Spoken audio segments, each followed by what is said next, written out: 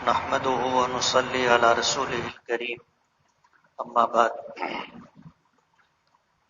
اعوذ بالله من الشيطان الرجيم الحج اشهر معلومات فمن فرض فيهن الحج فلا رفث ولا فسوق ولا جدال في الحج وما تفعلوا من خير يعلمه الله وتزودوا فإن خير الزاد التقوى واتقون يا أولي الألباب صدق اللہ العظیم۔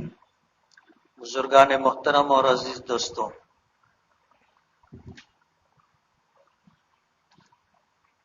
حج کے تعلق سے کل تمہیدی بات کی تھی۔ کل میں نے ایک حدیث پڑھی تھی کہ ہمارے آقا جناب رسول اللہ صلی اللہ علیہ وسلم نے یہ بات ارشاد فرمائی ہے کہ اسلام کی بنیاد 5 چیزوں پر ہے۔ ایک تو اللہ کی وحدانیت اور سرکار دو عالم صلی اللہ علیہ وسلم کی رسالت کی گواہی دینا، شہادت اللہ الہ الا اللہ وان محمد رسول اللہ۔ دوسری بنیاد ہے نماز قائم کرنا، تیسری بنیاد ہے رمضان کے روزے رکھنا، چوتھی بنیاد ہے زکوٰۃ دینا، اور 5ویں بنیاد ہے حج کرنا۔ نبی کریم صلی اللہ علیہ وسلم نے ایک حدیث میں ارشاد فرمایا کہ شہادت کی بنیاد حیثیت خیمے کے بیچ کے ستون کی ہے۔ خیمہ ہوتا ہے، آپ نے تشبیہ دی، خیمہ ہوتا ہے، بیچ میں ایک ستون ہوتا ہے جو خیمے کے کپڑے کو اٹھا کر کے رکھتا ہے، اور اس کے 4 کونے ہوتے ہیں، ایک ہے نماز، دوسرا روزہ، زکوٰۃ اور حج۔ یہ آپ نے فرمایا کہ اگر بیچ کی یہ لکڑی نہ ہو، یہ ستون نہ ہو تو خیمہ کھڑا ہی نہیں ہوگا، خیمہ کھڑا ہی نہیں ہو سکتا، جسے ایمان کہتے ہیں۔ ایمان کے بغیر نماز، روزہ، زکوٰۃ، حج کی کوئی حیثیت نہیں۔ ایمان ہے تو نماز کا حکم ہے، ایمان ہے تو روزہ رکھنے کا حکم ہے، ایمان ہے تو زکوٰۃ ادا کرنے اور حج ادا کرنے کا حکم ہے۔ اگر کوئی شخص ایمان ہی نہیں قبول کیا تو اس سے یہ مطالبہ نہیں ہوتا کہ تو نماز پڑھ، روزہ رکھ، زکوٰۃ دے، حج کر۔ یہ مطالبہ ان سے ہے جو ایمان قبول کرتے ہیں۔ صاحب ایمان ہو تو ان سے ان ساری چیزوں کا مطالبہ ہوتا ہے۔ تو ایمان کی حیثیت خیمے کے لیے ستون کی حیثیت ہے، اور بقیہ 4 گوشے، 4 احکامات ہیں۔ ان میں سے جو حصہ کم ہوگا اس طرف سے خیمہ گرا ہوا ہوگا۔ حضور نے اس مثال کے ذریعے سے یہ بات سمجھائی ہے۔ تو اسلام کی بنیاد ان 5 چیزوں پر ہے، ان میں سے ایک ہے حج۔ نماز کی فرضیت پہلے آ چکی تھی، روزے کی فرضیت آ چکی تھی، زکوٰۃ کی فرضیت آ چکی تھی، حج کی فرضیت سب سے اخیر میں آئی۔ کل میں نے اس بات کا تذکرہ کیا تھا کہ حج کی فرضیت سن 9 ہجری میں ہوئی، اور اللہ کے رسول صلی اللہ علیہ وسلم نے جو حج کا قافلہ ترتیب دیا تھا اس میں آپ خود تشریف نہیں لے گئے تھے۔ سن 9 ہجری کے حج میں نبی کریم صلی اللہ علیہ وسلم نے حضرت ابو بکر صدیق رضی اللہ تعالی عنہ کو امیر الحج بنا کر کے بھیجا تھا، آپ تشریف نہیں لے گئے تھے۔ اس کی بھی وجوہات علماء اور شارحین حدیث نے ذکر کی ہے، لیکن جب سن 10 ہجری آیا تو نبی کریم صلی اللہ علیہ وسلم نے حج کرنے کا اعلان کیا۔ آپ نے حج کا اعلان کیا۔ آپ کے حج کے اعلان کرنے کی وجہ سے لوگ جوک در جوک مدینہ منورہ پہنچنے لگے، اور جس وقت آپ نے حج کا سفر اختیار فرمایا تو بہت سارے لوگ ایسے تھے جو راستے میں آ کر کے قافلے میں شامل ہوئے۔ جو مدینہ منورہ نہیں پہنچ سکے تھے وہ راستے میں آ کر کے شامل ہوتے رہے. کچھ ایسے لوگ بھی تھے جو براہ راست اخیر وقت میں حج کے اعمال و افعال شروع ہو چکے تھے تب جا کر کے وہ شامل ہوئے، میدان عرفات میں پہنچے. تو یہ کم و بیش 1,24,000 افراد کا قافلہ تھا جو حج کے لیے مدینہ منورہ سے نبی کریم صلی اللہ علیہ وسلم کی عمارت میں نکلا تھا. علماء نے لکھا ہے کہ کسی نبی کی قیادت میں، سیادت میں، عمارت میں اتنا بڑا قافلہ کبھی حج کے لیے نہیں نکلا. اور جو لوگ نکلے تھے ان سے زیادہ متقی، پرہیزگار، ایمان و اعمال کے اعتبار سے مضبوط افراد نہیں ملیں گے آپ کو. ظاہر بات ہے یہ سب صحابہ تھے. اور میں نے کل یہ بات کہی تھی کہ اللہ پاک نے اپنے نبیوں کی رفاقت کے لیے، ساتھ کے لیے جن لوگوں کو چنا تھا وہ صحابی کہلاتے. اپنے نبی کا ساتھ دینے کے لیے، ساتھ رہنے کے لیے جن لوگوں کو اللہ پاک نے چنا اور منتخب کیا تھا وہ صحابی ہیں. اسی لیے حضور نے فرمایا کہ اللہ اللہ فی اصحابی لا تتخذوهم غرضا من بعدی فمن احبهم فبحبی احبهم ومن ابغضهم فببغضی ابغضهم. آپ نے فرمایا کہ میرے صحابہ کے معاملے میں اللہ سے ڈرنا، میرے صحابہ کے معاملے میں اللہ سے ڈرنا، میرے صحابہ کے معاملے میں اللہ سے ڈرنا. 3 مرتبہ آپ نے یہ بات ارشاد فرمائی. اور پھر آپ نے یہ فرمایا کہ جو ان سے محبت کرے گا اس کو مجھ سے محبت ہے اس لیے وہ میرے صحابہ سے محبت کرے گا، اور جو ان سے بغض رکھے گا اس کو مجھ سے بغض ہے اس لیے وہ میرے صحابہ سے بغض رکھے گا. ایک معیار اور پیمانہ دیا. ظاہر بات ہے اتنا بڑا قافلہ، اتنی بڑی تعداد میں ایسے پاکیزہ لوگوں پر مشتمل، نہ آپ کے بعد آج تک ایسا قافلہ بنا اور نہ قیامت تک بنے گا. اللہ کے رسول صلی اللہ علیہ وسلم نے حج کا باقاعدہ اعلان کیا تھا، اور آپ کا حج کیسا تھا، آپ نے حج کے اعمال و افعال کیسے ادا کیے، پوری تفصیل حدیثوں میں ملتی ہے کہ اللہ کے رسول صلی اللہ علیہ وسلم مدینہ منورہ سے نکلے تو کب نکلے، کس دن نکلے، اور پھر جب آپ بیر علی ذوالحلیفہ پر پہنچے تو کب پہنچے اور کب تک کتنی دیر آپ نے قیام فرمایا. پوری تفصیل حدیثوں میں ملتی ہے. 5 دن کی حج کی کلاس میں ان تفصیلات کا ذکر کرنا بہت مشکل ہے، اس لیے تفصیلی حج کلاس غربیت کی مسجد میں چلتی ہے، وہاں آپ یہ بات سن لیں گے. حج کے لفظی معنی آتے ہیں ارادہ کرنے کے. آدمی کسی چیز کا ارادہ کرے اس کو کہتے ہیں حج. یہ لفظی معنی ہے. اصطلاح شریعت کے اندر یہ لفظ اس عبادت کے لیے مخصوص ہے جو عبادت نبی کریم صلی اللہ علیہ وسلم نے حج کے فرض ہونے کے بعد منا، مزدلفہ، عرفات، مکہ مکرمہ، مسجد حرام میں ادا کی.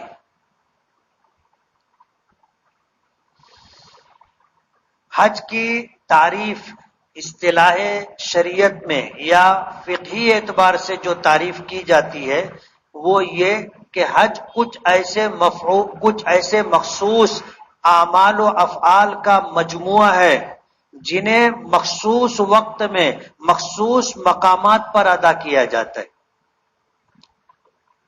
اور وہ ہے منا کا قیام، مزدلفہ کا وقوف، عرفات کا وقوف، اور پھر بیت اللہ کا طواف، صفا مروہ کی سعی. اس کے لیے مقامات مقرر ہیں. منا کا قیام منا میں ہوگا، منا کے علاوہ کہیں اور قیام کرے تو اس کا اعتبار نہیں. عرفات کا وقوف میدان عرفات میں ہوگا، میدان عرفات چھوڑ کر کے اگر کوئی وقوف کرتا ہے تو اس کا اعتبار نہیں. مزدلفہ کا وقوف مقام مزدلفہ میں ہوگا اور طواف بیت اللہ کے ارد گرد ہوگا اور سعی صفا مروہ کے درمیان ہوگی. اور حج کے لیے دن بھی مقرر ہے کہ ذی الحجہ کی 8 تاریخ، 9 تاریخ، 10 تاریخ، 11 تاریخ اور 12 تاریخ، یہ حج کے 5 دن ہیں. اب ان 5 دنوں کو چھوڑ کر کے کوئی اگر مینا میں قیام کرے تو اس کا اعتبار نہیں. ان 5 دنوں کو چھوڑ کر کے عرفات مزدلفہ کا وقوف کرے اس کا اعتبار نہیں. حج کے ارادے سے کوئی بیت اللہ کا طواف کرے، طواف زیارت کے لیے جو ایام مقرر ہیں، جو دن مقرر ہیں، تو وہ حج کا طواف نہیں کہلائے گا. حج کی سعی کے لیے جو دن مقرر ہیں، اگر وہ دن چھوڑ کر کے کوئی صفا مروہ کے درمیان حج کی سعی کی نیت کرتا ہے تو وہ اس کا اعتبار نہیں. تو وقت بھی مقرر ہے اور جگہ بھی مقرر ہے.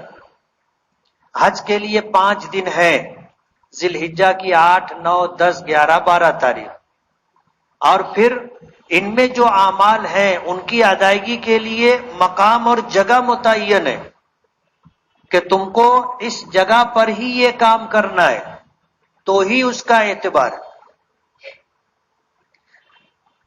تو حج کہتے ہیں کچھ ایسے مخصوص اعمال و افعال کے مجموعے کو جسے مقررہ وقت پر مقررہ مقام پر ادا کرنا ہے، یہ حج کہلاتا ہے. حج کی 3 قسمیں علماء نے بیان کی. ایک ہے حج افراد، اور ایک ہے حج تمتع، اور ایک ہے حج قران. حج کی یہ 3 قسمیں. ہمارے یہاں امام اعظم ابو حنیفہ رحمۃ اللہ علیہ کے نزدیک حج قران سب سے افضل ہے. حج قران سب سے افضل ہے. دیگر ائمہ میں سے کسی کے نزدیک حج افراد افضل ہے، کسی کے نزدیک حج تمتع افضل ہے. میں تفصیل میں نہیں جانا چاہوں گا. ہمارے نزدیک حج قران سب سے افضل ہے. حج افراد کہتے ہیں کہ آدمی جب اپنے مقام سے سفر کرے، جیسے ہم مالیگاؤں کے رہنے والے ہیں، ہم مالیگاؤں سے نکلے تو جب ہم جہاز میں بیٹھیں گے تو حج کا احرام باندھ کر کے بیٹھیں گے، عمرے کا احرام نہیں، صرف حج کا احرام باندھ کر کے بیٹھیں گے. اور میقات یا لملم سے پہلے ہم تلبیہ پڑھ لیں گے، حج کی نیت کر لیں گے، اور ہم مکہ مکرمہ جائیں گے. مکہ مکرمہ جانے کے بعد ہم ایک طواف کریں گے جسے طواف قدوم کہتے ہیں، اور طواف کر لینے کے بعد احرام کی حالت میں ہم حج کے آنے کا انتظار کریں گے. جب حج کے ایام آئیں گے تو اسی احرام پر ہم مینا جائیں گے، مینا کا قیام ہوگا 8 تاریخ کا دن، اور 8 تاریخ کے بعد آنے والی رات ہم مینا میں گزاریں گے. صبح ہوگی تو ہمیں وہاں سے میدان عرفات جانا ہے. عرفات جا کر کے ہم وہاں وقوف کریں گے، اور عرفات میں وقوف کا وقت 9 ذی الحجہ کی زوال سے شروع ہوتا ہے، اور دن مکمل ہونے کے بعد رات پوری صبح صادق تک کا وقت وقوف عرفات کا ہے. اگر کوئی دن میں وقوف عرفات نہ کر سکے اور رات میں بھی اگر میدان عرفات پہنچ گیا اور وقوف عرفات کی نیت کر لیا تو اس کا وقوف ہو جائے گا. اور اگر دن میں پہنچ گیا ہے تو اس کا وقوف عرفات ہو گیا. سورج غروب ہونے کے بعد وہ وہاں سے نکل کر کے مزدلفہ جائے گا، اور مزدلفہ جا کر کے رات میں قیام کرے گا، اور صبح کی نماز اولین وقت میں پڑھے گا، اور اس کے بعد سورج طلوع ہونے تک وقوف مزدلفہ کرے گا. اور اس کے بعد مینا آئے گا، مینا میں قیام رہے گا. 10 تاریخ کو تینوں جمرات کی رمی ہے. وقت تو مختلف ہے، اور 10 11 12 تینوں جمرات کی رمی اسے کرنی ہے۔ پہلے دن کی رمی جمرہ عقبہ کی رمی ہے، تفصیل آپ کو بتائیں گے کہ تینوں جمرات کی رمی ہے، ایک جمرات کی رمی ہے۔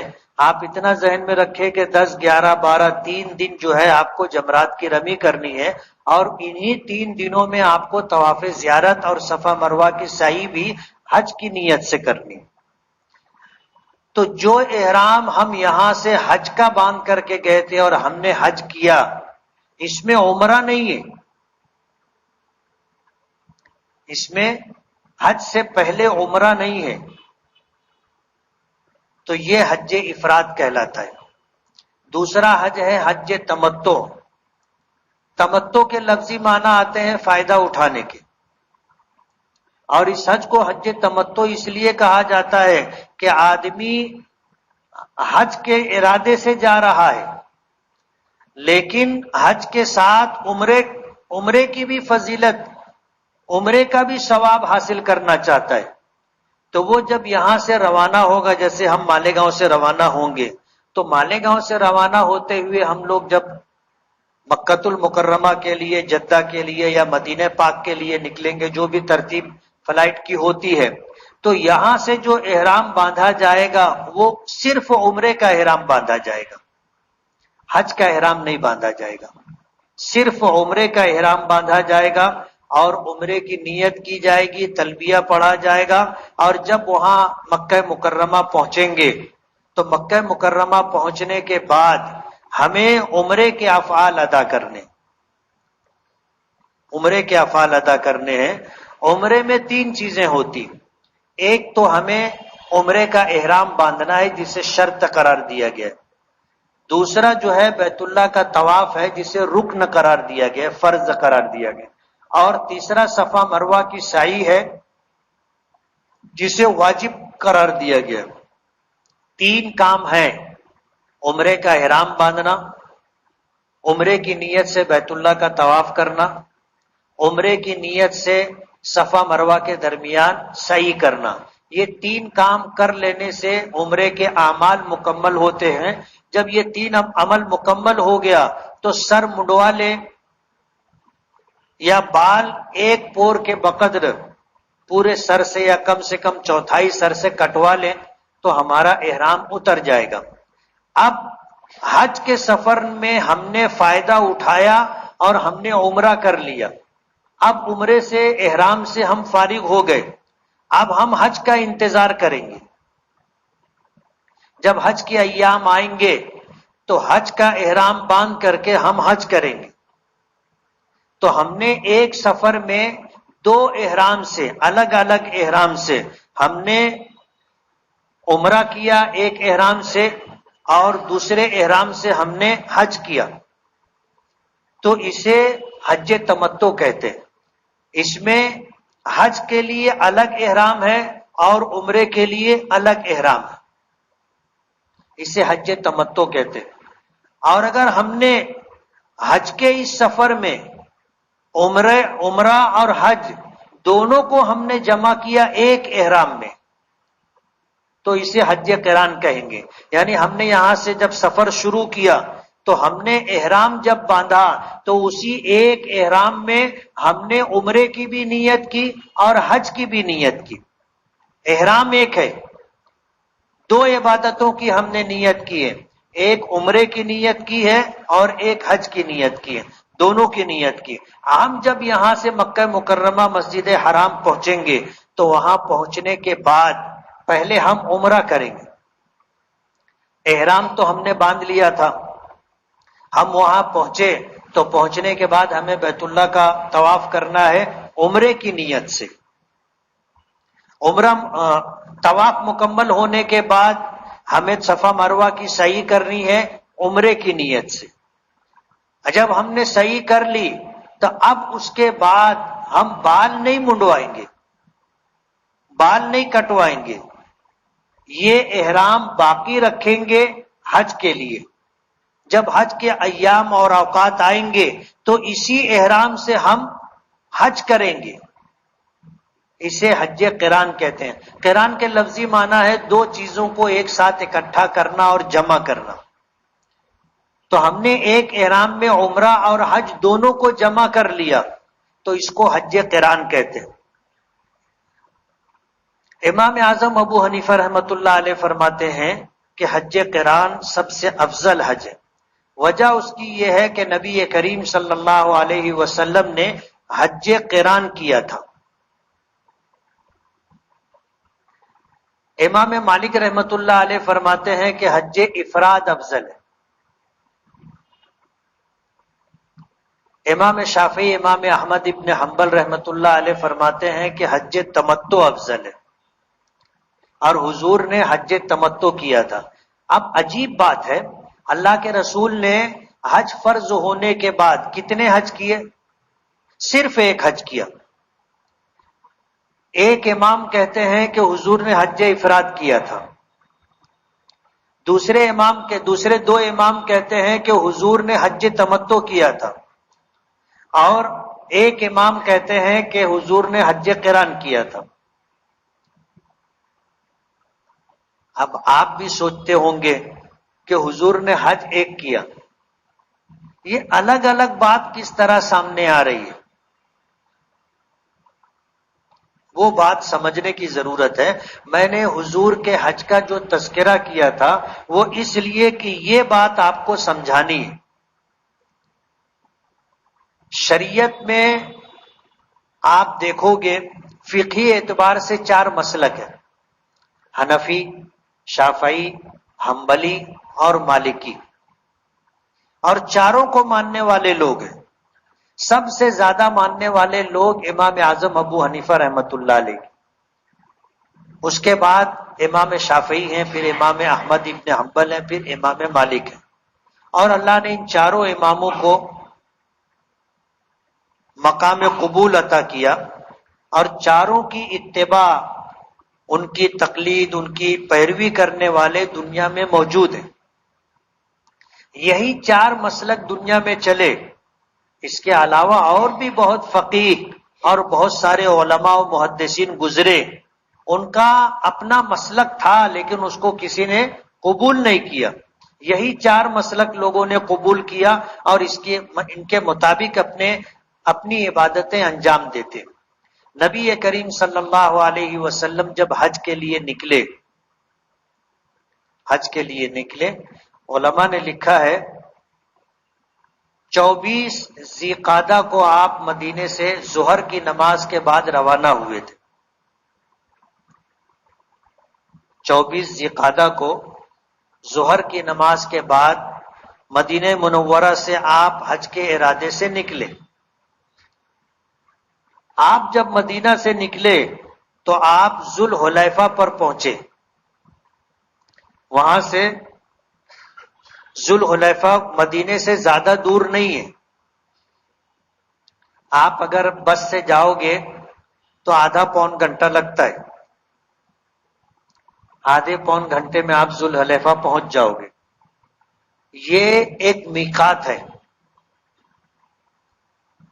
حج عمرے کے ارادے سے اگر کوئی شخص جاتا ہے تو میقات سے پہلے اس کو احرام باندھنا ضروری ہے۔ بغیر احرام باندھے میقات کراس نہیں کر سکتا۔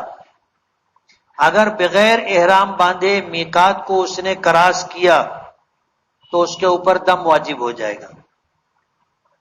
اس لیے حج کرنا ہو یا عمرہ کرنا ہو تو میقات سے پہلے احرام کا ہونا ضروری ہے۔ اللہ کے رسول صلی اللہ علیہ وسلم آپ بغیر احرام باندھے مدینے سے نکلے تھے۔ ذوالحلیفہ پر آپ پہنچے، آپ نے وہاں عصر کی نماز پڑھی، مغرب کی نماز پڑھی، عشاء کی نماز پڑھی، رات آپ نے قیام کیا، اور اس رات میں تمام بیویوں سے آپ نے خصوصی ملاقات کی، جو احرام سے پہلے کر لینا چاہیے۔ وجہ اس کی یہ ہے کہ احرام کی پابندیوں میں یہ چیز بھی ہے کہ آدمی ہم بستری نہیں کر سکتا، اس کے بارے میں بات نہیں کر سکتا، اشارہ کنایا نہیں کر سکتا، اور ایسی نیت اور ارادہ بھی دل میں نہیں رکھے۔ اس لیے اس طرح کا کوئی خیال نہ آئے، وہ ضرورت آدمی پہلے پوری کر لے۔ اللہ کے رسول صلی اللہ علیہ وسلم نے ذوالحلیفہ میں رات میں قیام فرمایا تھا، تمام بیویوں سے ملاقات کی تھی۔ فجر کی نماز سے پہلے آپ نے غسل فرمایا، فجر کی نماز پڑھی اور آپ نے احرام باندھا۔ جب آپ نے احرام باندھا تو آپ نے حج کی نیت کی۔ کیا نیت کی؟ ذرا بولو آپ لوگ۔ حج کی نیت کی۔ اس کو یاد رکھنا تو بات سمجھنے میں آسانی ہوگی۔ آپ نے حج کی نیت کی، اور زمانہ جاہلیت سے یہ طریقہ چلا آ رہا تھا۔ حج کے جو 2 مہینے 10 دن ہیں، اسے اشہر حج کہا جاتا ہے۔ شوال کا پورا مہینہ، ذی-قعدہ کا پورا مہینہ اور ذی الحجہ کے 10 دن۔ کتنے ہوئے یہ؟ 2 مہینے 10 دن۔ زمانے جاہلیت میں ایسا مشہور تھا، اور انہوں نے اپنے طور پر یہ سمجھ لیا تھا کہ اشہر حج میں عمرہ کرنا افجر الفجور ہے، یعنی گناہوں میں سب سے بڑا گناہ ہے۔ تو وہ لوگ شوال، ذی-قعدہ اور ذی الحجہ کی 10 تاریخ تک عمرہ نہیں کرتے تھے۔ تو اللہ کے رسول صلی اللہ علیہ وسلم اور تمام صحابہ کرام نے کیا نیت کی تھی؟ حج کی نیت کی تھی، صرف حج کی نیت کی تھی۔ حج کا احرام باندھ کر کے، احرام کس کو کہتے ہیں؟ احرام نیت کا نام ہے۔ احرام کس کا نام ہے؟ نیت کا نام ہے۔ کہ آدمی عمرہ کرنا چاہتا ہے تو عمرے کی نیت کرے کہ اللہم انی ارید العمرۃ فیسرھا لی وتقبلھا منی، کہ اللہ میں نے عمرے کی نیت کی ہے، آپ اسے میرے لیے آسان فرما دیں اور قبول فرما لیں۔ یہ عمرے کی نیت ہے۔ اور حج کی نیت ہے اللہم انی ارید الحج فیسرہ لی وتقبلہ منی، کہ اللہ میں نے حج کی نیت کی ہے، اسے آپ آسان فرما دیں اور قبول فرما لیں۔ اس نیت کا نام احرام ہے۔ اور احرام کی حالت میں مردوں کے لیے سلا ہوا کپڑا پہننا منع ہے، اس لیے مرد حضرات سلا ہوا کپڑا نہیں پہنتے، بے سلی ہوئی 2 چادر، ایک لنگی کی جگہ استعمال کرتے ہیں اور ایک کاندھے سے لے کر کے کمر تک کا حصہ کپڑے سے ڈھکا رہے، دوسری چادر اس کے لیے استعمال کرتے۔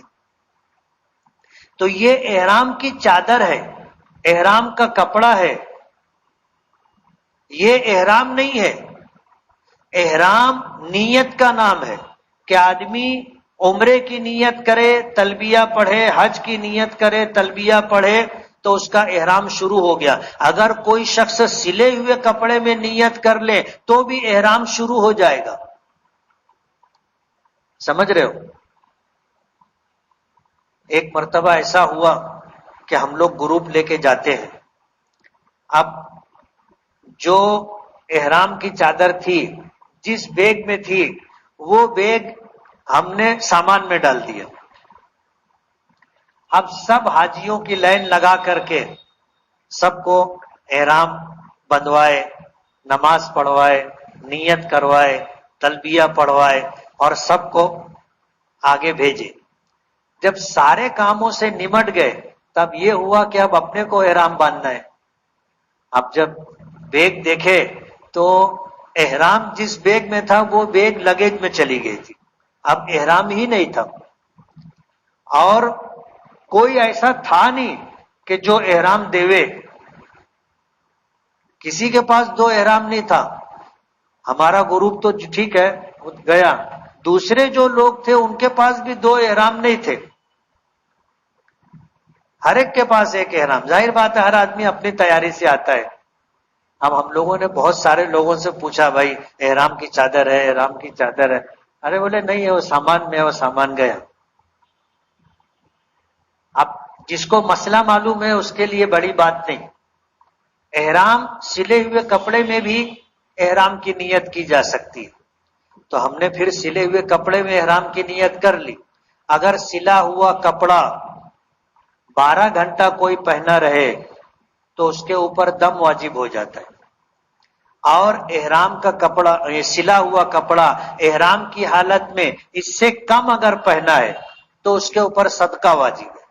अब हम लोगों को मालूम था, मसला मालूम है, इसलिए इसी में नियत कर ली। और ये हुआ कि जद्दा उतरेंगे, 4-4.5 घंटे का सफर है, जद्दा उतरेंगे, ये कपड़ा उतार करके चादर बांध लेंगे। तो इसलिए मैं आपको ये बताना चाहता हूं कि एहराम नियत का नाम है, कपड़े का नाम नहीं है। अब जैसे मैंने उम्रे की या हज की नियत कर ली, तो अब मर्द होने की वजह से मैं सिला हुआ कपड़ा नहीं पहन सकता, पाबंदी है। तो एहराम की नियत करने से पहले हम सिला हुआ कपड़ा निकाल देते हैं और एहराम की चादर एक लुंगी की जगह बांध लेते हैं, एक से ऊपर से अपना जिस्म ढक लेते हैं। उसके बाद सर ढांक करके 2 रकात नमाज पढ़ी जाती है, जिसमें पहली रकात में सूरह फातिहा और उसके बाद सूरह काफिरून, कुल या अय्युहल काफिरून, और दूसरी रकात में सूरह फातिहा, उसके बाद कुल हु अल्लाह, ये सूरत पढ़ के नमाज पढ़ी जाती है। सलाम फेरने के बाद सर खोल लिया जाता है। सर खोल लेने के बाद अब अगर हज इफराद करना है तो हज की नियत करेंगे, हज तमत्तो करना है तो उम्रे की नियत करेंगे, और हज क़िरान करना है तो उम्रा और हज दोनों की नियत करेंगे। और अभी एहराम शुरू नहीं होगा, अभी हमने नियत की है। अब एहराम की पाबंदियां कब शुरू होंगी और ये एहराम कब मोतबर होगा? जब हम तलबिया पढ़ेंगे। तलबिया किसको किसको याद है? हाथ उठाना। कुछ लोग का हाथ नहीं उठा। बगैर तलबिये के एहराम शुरू नहीं होगा, और बगैर एहराम के उम्रा भी नहीं होगा, हज भी नहीं होगा। समझ रहे हो? तो ये समझ लो कि उम्रे में दाखिल होने के लिए और हज के अमाल में दाखिल होने के लिए कुंजी की जो हैसियत है वो तलबिये की। अगर आपको तलबिया याद नहीं है तो आपका उम्रा भी नहीं होगा, आपका हज भी नहीं होगा। जैसे हम लोग नमाज पढ़ने के लिए आते, नमाज के लिए खड़े होते, तो सबसे पहले हम क्या करते हैं? तकबीर तहरीमा, हाथों को कानों तक उठाते हैं और अल्लाहु अकबर, ये तकबीर तहरीमा है, इससे नमाज शुरू होगी। अब अगर कोई आकर के तकबीर तहरीमा ना करे और हाथ बांध के खड़ा हो जाए तो उसकी नमाज शुरू होगी। हालांकि वो वुजू भी कर चुका, वजू से पहले इस्तिंजा भी कर चुका, और आकर के नमाज की नियत से सफ में खड़ा भी हो गया, और उसने पूरी नमाज जिस तरह पढ़ी जाती है उसी तरह पढ़ी, लेकिन उसकी नमाज नहीं होगी। क्यों? उसने तकबीर तहरीमा नहीं कही। तो जिस तरह बगैर तकबीर तहरीमा के नमाज शुरू नहीं होगी, आदमी नमाज में शामिल और दाखिल नहीं होगा, इसी तरह बगैर तलबिये के एहराम शुरू नहीं होगा, आप उम्रे में हज में शामिल नहीं होंगे। तो तलबिया याद करना जरूरी है। तलबिया है लब्बैक अल्लाहुम्मा लब्बैक, लब्बैक ला शरीक लक लब्बैक, इन्नल हम्दा वन निअमता लक वल मुल्क ला शरीक लक। ये है तलबिया, और हर हाजी के लिए इसका याद होना जरूरी है, वरना इसके बगैर कुछ नहीं है। क्या होगा? लोग पूछेंगे कहां गए थे? बोले कहीं नहीं। क्या करके आए? बोले कुछ नहीं। समझ रहे हो? अल्लाह के नबी सल्लल्लाहु अलैहि वसल्लम ने जुल्हुलैफा पर एहराम बांधा, क्या नियत की थी? हज की नियत की थी। हज की नियत की, तलबिया पढ़ा और वहां से आपने अपना सफर शुरू किया। जुल्हुलैफा में बीर अली में वहां एक मस्जिद है, मस्जिद है, बहुत बड़ी मस्जिद, बहुत शानदार और खूबसूरत मस्जिद है। बहुत बड़ा इंतजाम है वहां नहाने का, वुजू करने का, बहुत बड़ा इंतजाम है। मदीने की तरफ से, मदीने से और मदीने की तरफ से जो लोग आते हैं مکہ جانے کے لیے وہ ادھر سے ہی گزرتے ہیں، یہیں سے ان کو احرام باندھنا رہتا ہے۔ اللہ کے رسول صلی اللہ علیہ وسلم اور تمام صحابہ نے حج کا احرام باندھا۔ برابر آگے بڑھے، سفر کرتے ہوئے کچھ آگے جا کر وادی عقیق میں پہنچے۔ مدینہ منورہ کے قریب ایک وادی ہے، وادی کہتے ہیں پہاڑ کے دامن کو، دو پہاڑ ہو اور اس کے بیچ میں جو گہرائی کا حصہ ہوتا ہے اس کو وادی کہا جاتا ہے۔ جب وادی عقیق میں پہنچے تو حضرت جبرائیل تشریف لائے اور اللہ پاک کی طرف سے یہ حکم لے کر کے آئے کہ قل عمرۃ فی حجۃ، کہ آپ نیت کرو، زبان سے الفاظ ادا کرو کہ میں حج میں عمرے کی بھی نیت کرتا ہوں۔ حج میں عمرے کی بھی نیت کرتا ہوں۔ اور اللہ پاک کی منشا یہ تھی، زمانہ جاہلیت میں جو لوگوں میں غلط بات مشہور تھی کہ ان اشہر حج شوال، ذیقعدہ اور ذی الحجہ کے 10 دنوں میں عمرہ کرنا کائنات کا سب سے بڑا گناہ ہے، اسے ختم کرنا تھا۔ اس لیے اللہ کے نبی صلی اللہ علیہ وسلم سے حضرت جبرائیل نے اللہ کا پیغام دیتے ہوئے یہ کہا کہ آپ حج میں عمرے کی بھی نیت کر لیں، تو حضور نے نیت کر لی، عمرۃ فی حجۃ۔ اب حج اور عمرہ دونوں کو جمع کر لیا، اور حج عمرہ دونوں کو جمع کر کے اب آپ سفر کر کے 4 ذی الحجہ کو آپ مکہ مکرمہ پہنچے۔ سفر میں کتنے دن لگے؟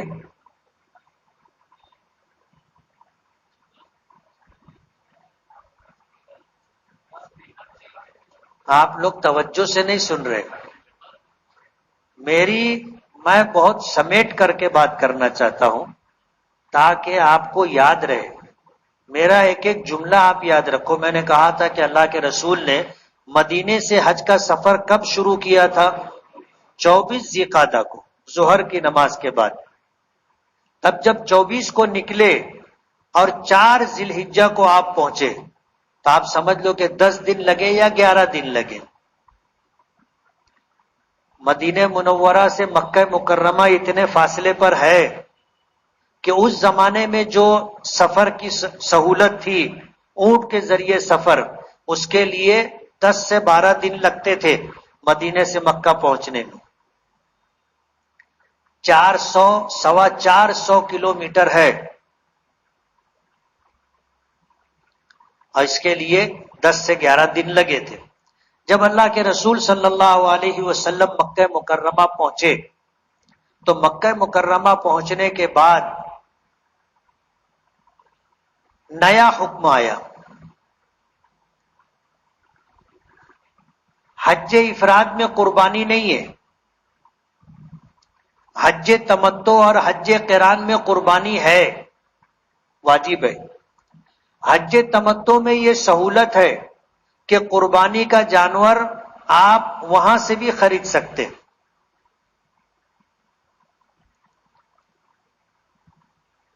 مکہ مکرمہ سے۔ حج تمتع میں وہاں خرید کر کے آپ قربانی کریں گے، کوئی بات نہیں۔ کچھ ائمہ کے نزدیک حج قران کے لیے آدمی کو قربانی کا جانور اپنے ساتھ لے کر کے جانا ہوگا۔ جیسے ہم لوگ جاتے ہیں تو ہم کو بمبئی سے ہی جانور لے کے جانا پڑے گا۔ کچھ ائمہ کے نزدیک حج قران کے لیے جانور ساتھ میں لانا ضروری ہے۔ حضور پاک صلی اللہ علیہ وسلم جس وقت مدینہ منورہ سے نکلے تھے تو 30 اونٹ اپنے ساتھ لے کر کے نکلے تھے۔ کتنے اونٹ؟ 30 اونٹ۔ اور حضرت علی رضی اللہ تعالی عنہ کو یمن بھیجا تھا کہ تم یمن جاؤ اور وہاں سے 70 اونٹ خرید کر کے لے کر کے آؤ۔ تو حضرت علی گئے تھے یمن اور حضور کے لیے 70 اونٹ وہاں سے خرید کر کے لائے تھے، اور آپ نے جب اپنا حج کیا تو ذی الحجہ کی 10 تاریخ کو میدان مینا میں آپ نے اپنی طرف سے کتنے اونٹ ذبح کیے تھے؟ 100 اونٹ ذبح کیے تھے. 30 اونٹ تو آپ مدینے سے ساتھ میں لے کر کے آئے تھے اور 70 اونٹ آپ نے یمن سے منگوائے تھے.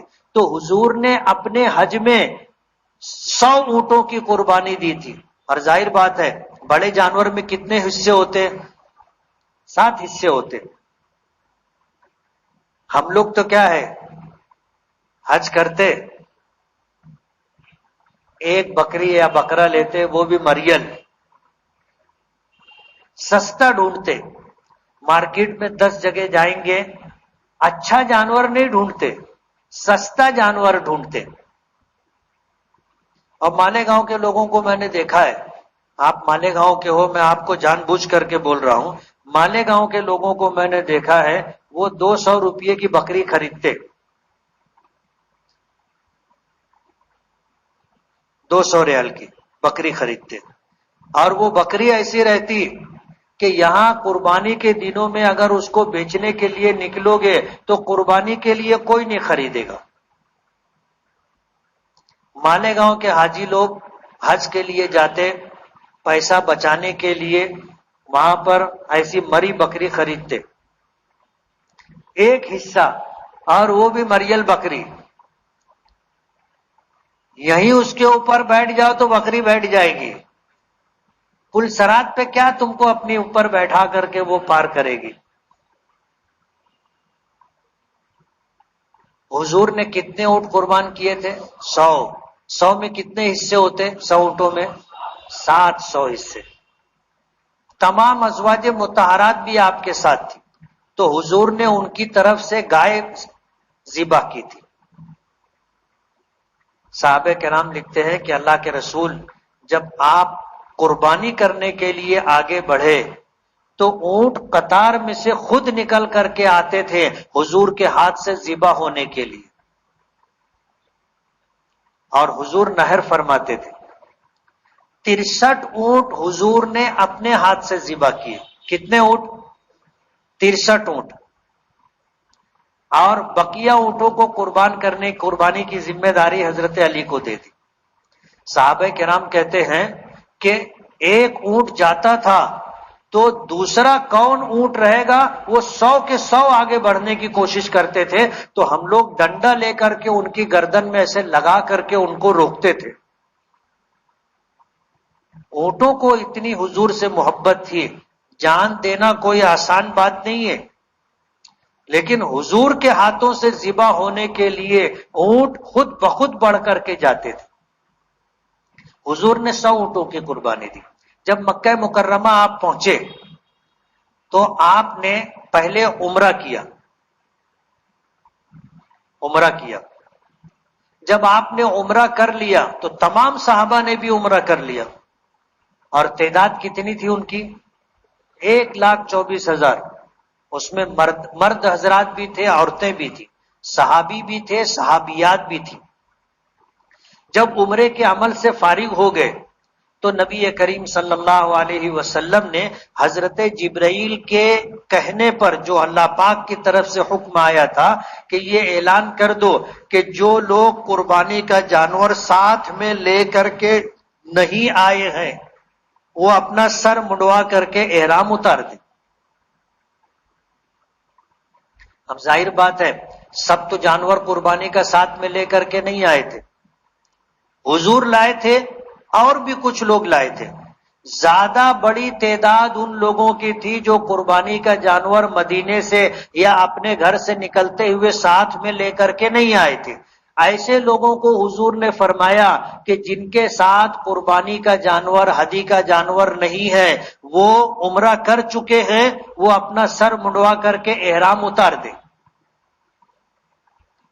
صحابہ کرام تذبذب میں تھے کہ یہ نیا حکم ہے. اللہ کے رسول صلی اللہ علیہ وسلم کے سامنے جب یہ بات آئی کہ زمانہ جاہلیت کی جو مشہور بات ہے کہ اشہور حج میں عمرہ کرنا سب سے بڑا گناہ ہے، اب ہم نے تو عمرہ کر لیا، اللہ کا حکم تھا، اب عمرہ کر لینے کے بعد نیا حکم آیا کہ جس کے ساتھ ہدی یعنی قربانی کا جانور نہیں ہے وہ اپنا سر منڈوا کر کے احرام اتار دے. تو صحابہ کرام تھوڑا سا سوچ بچار کر رہے تھے. تو حضور پاک صلی اللہ علیہ وسلم نے فرمایا لو استقبلت مستدبرت ما سقت الہدیہ. بخاری شریف میں حضور کے الفاظ ہیں. حضور نے فرمایا کہ اگر مجھے معلوم ہوتا، اگر مجھے پہلے سے معلوم ہوتا کہ آگے ایسا کوئی نیا حکم آنے والا ہے تو میں ہدی کا جانور مدینے سے ساتھ میں نہیں لاتا، آ کر کے عمرہ کرتا، سر منڈوا کر کے احرام اتار دیتا، اور پھر حج کے لیے حج کا وقت آتا تو احرام باندھ لیتا. لیکن یہ حکم آنے والا ہے مجھے نہیں معلوم تھا، اس لیے میں ہدی کا جانور لے کر کے آیا. میری مجبوری یہ ہے کہ جب تک یہ جانور ذبح نہیں ہوگا وہاں تک میں احرام نہیں اتار سکتا. ظاہر بات ہے ہم لوگوں کا احرام بھی کب اترے گا؟ جب ہم لوگ قیام منا، وقوف عرفات، وقوف مزدلفہ، 10 ذی الحجہ کو ہم جب آئیں گے، آ کر کے بڑے جمرات کی رمی کریں گے، رمی کے بعد جب ہم قربانی کریں گے تب جا کر کے سر منڈوائیں گے اور احرام اترے گا. تو حضور نے فرمایا لو استقبلت مستدبرت ما سقت الہدیہ. اگر مجھے پہلے سے معلوم ہوتا کہ آگے ایسا حکم آنے والا ہے تو میں ہدی کا جانور، قربانی کا جانور مدینے سے ساتھ میں نہیں لاتا. حضور نے یہ بات فرمائی. صحابہ کرام جن کے پاس ہدی کے جانور نہیں تھے انہوں نے اپنا سر منڈوایا، احرام اتار دیا. اللہ کے رسول صلی اللہ علیہ وسلم اور اس سفر میں جو لوگ ہدی اور قربانی کا جانور ساتھ میں لے کر کے آئے تھے وہ احرام کی حالت میں رہے، حج کا انتظار کرتے رہے. جب حج کے ایام آئے تو پھر مکے سے نکلے منا گئے، منا سے نکلے عرفات گئے، عرفات سے نکلے مزدلفہ آئے، مزدلفہ سے نکلے منا آئے، منا آنے کے بعد بڑے شیطان کو کنکری ماری، قربانی کی، اس کے بعد اپنا سر منڈوا کر کے احرام اتار دیا. حضور کا حج آپ نے سنا. امام اعظم ابو حنیفہ رحمۃ اللہ علیہ، امام مالک رحمۃ اللہ علیہ فرماتے ہیں کہ حج افراد افضل ہے. لوگوں نے پوچھا کیوں؟ کہا کہ اس لیے کہ جب حضور مدینہ پاک سے نکلے تھے اور ذوالحلیفہ پہنچے تھے تو آپ نے کیا نیت کی تھی؟ حج کی نیت کی تھی. اور جو آدمی میقات سے حج کی نیت کرے تو اس کا حج حج افراد ہوتا ہے، اس لیے حج افراد افضل ہے. امام شافعی، امام احمد ابن حنبل رحمۃ اللہ علیہ فرماتے ہیں کہ اللہ کے رسول جب ذوالحلیفہ سے آگے بڑھے اور وادی عقیق میں پہنچے تو حضرت جبرائیل نے آ کر کے اللہ کا پیغام دیا کہ آپ اس حج میں عمرے کی بھی نیت کر لیں. تو اللہ کے رسول صلی اللہ علیہ وسلم نے عمرے کی بھی نیت کر لی. احرام کتنا تھا؟ ایک احرام میں حج عمرہ دونوں کو جمع کیا. امام اعظم ابو حنیفہ رحمۃ اللہ علیہ فرماتے ہیں کہ ایک احرام میں دونوں عبادتوں کو جمع کیا تو یہ حج قران ہو گیا. تو حضور نے کون سا حج کیا؟ حج قران کیا، اس لیے حج قران افضل ہے. امام شافعی، امام احمد ابن حنبل رحمۃ اللہ علیہ فرماتے ہیں کہ جب حضور مکہ مکرمہ پہنچے اور عمرہ کر لیا، عمرے کے بعد آپ نے فرمایا کہ جن کے پاس ہدی کا جانور نہیں ہے وہ سر منڈوا کر کے احرام اتار دیں، اور اگر مجھے معلوم ہوتا تو میں ہدی کا جانور ساتھ میں نہیں لاتا، میں بھی عمرہ کرتا، بال منڈوا کر کے احرام اتار دیتا. تو حضور کی چاہت تھی، یہ حضور کی چاہت تھی. اس لیے امام شافعی، امام احمد ابن حنبل رحمۃ اللہ علیہ فرماتے ہیں حج تمتع افضل ہے. اس سے آپ سمجھ سکتے ہو کہ ائمہ اربعہ میں جو عبادات کو لے کر کے مسائل میں جو اختلاف ہے کہ یہ حنفی ہے، یہ شافعی ہے، یہ حنبلی ہے، یہ مالکی ہے، تو یہ حضور کا عمل دیکھ کر کے انہوں نے فیصلہ کیا ہے. اپنی طرف سے کسی نے کوئی بات نہیں کہی ہے. ابھی آپ دیکھو حضور نے کتنا حج کیا تھا؟ ایک حج کیا تھا، اور 3 طرح کی بات سامنے ہے. امام مالک فرماتے ہیں کہ حضور نے احرام باندھا تو حج کی نیت کی تھی، اس لیے حج افراد افضل ہے. امام اعظم ابو حنیفہ رحمۃ اللہ علیہ فرماتے ہیں کہ حضور نے ایک احرام میں دونوں عبادتوں کو ادا کیا، عمرہ بھی اور حج بھی، اور حضور نے جو حج کیا تھا وہ قران تھا، اس لیے حج قران افضل ہے. امام شافعی اور امام احمد ابن حنبل فرماتے ہیں کہ اللہ کے رسول صلی اللہ علیہ وسلم کا یہ فرمان ہے کہ اگر مجھے معلوم ہوتا کہ آگے ایسا حکم آنے والا ہے تو میں ہدی کا جانور نہیں لاتا، عمرہ کرتا، سر منڈواتا، احرام اتار دیتا. تو حضور کی چاہت یہ تھی کہ حضور ایک احرام میں عمرہ کرے، پھر حج کا وقت آئے تو حج کا احرام باندھ کر کے آپ حج کریں، اس لیے حج تمتع افضل ہے. سمجھ میں آ رہی بات؟ تو یہ چاروں ائمہ کے درمیان جو اختلاف ہے، مسلک جس کو کہتے ہیں کہ ہم حنفی مسلک، شافعی مسلک، حنبلی مسلک، مالکی مسلک، تو یہ ہر ایک نے حضور کے عمل کو بنیاد بنایا ہے. کسی نے اپنی طرف سے کوئی بات نہیں کہی، حضور کے عمل کو بنیاد بنایا. علماء نے لکھا ہے کہ یہ 4 مسلک جو بنے ہیں یہ بھی اللہ پاک کی منشا ہے، اور اللہ پاک یہ چاہتے ہیں کہ حضور کا ہر عمل جو آپ نے کیا ہے قیامت تک اس پر عمل کرنے والے لوگ رہے. اب جیسے حج 3 طرح کا ہو گیا، حج افراد، حج تمتع، حج قران. حضور نے ایک حج کیا تھا لیکن حضور کا عمل زندہ رہے، اس لیے کسی نے حج افراد کو افضل کہا، کسی نے حج تمتع کو افضل کہا، اور کسی نے حج قران کو افضل کہا. اب قیامت تک لوگ تینوں حج کرتے رہیں گے. تو حضور نے تمام عبادتوں میں جو آپ نے کیا ہے اس کو دیکھ کر کے کسی نے کوئی مسلک اختیار کیا، کسی نے کوئی مسلک اختیار کیا، کسی نے کوئی مسلک اختیار کیا، لیکن چاروں اماموں کے نزدیک حضور کا عمل ہے. کسی نے اپنی طرف سے کوئی بات نہیں کہی.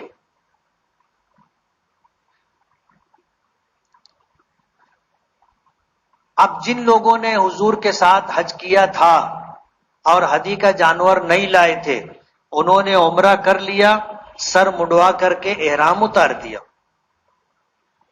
پھر جب حج آیا تو حج کا احرام باندھ کر کے انہوں نے حج کیا. ان تینوں حجوں میں آسان حج حج تمتع ہے. ابھی مہاراشٹر کے لوگوں کا سفر کب شروع ہوگا؟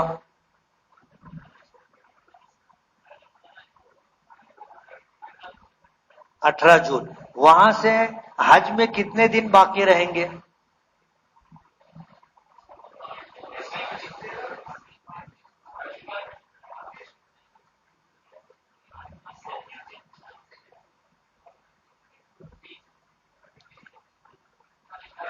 اب ظاہر بات ہے 18 کو شروع ہوگا تو 18 تو 2 دن پہلے سے ہی آگے چل رہے اپنے اسلامی تاریخ 2 دن پیچھے.